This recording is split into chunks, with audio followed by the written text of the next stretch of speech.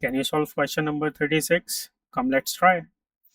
Okay, so 3.2 into x plus y. So we will write it as 3.2 x plus 3.2 y, right?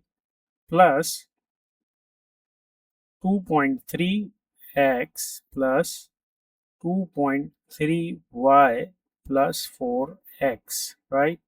So we can add all these x terms, right? So it's 3 plus 2, 5, and zero point 0.2 plus zero point 0.3 is 5. So it's 5.5 plus 4. So 5.5 plus 4 is 9.5x, right? And then we have y terms, this one and this one. So 3 plus 2 is 5, and then again 3 plus 2 is 5. So we'll write it plus 5.5y. Hope you like the video. If you have any questions, please feel free to ask in the comment.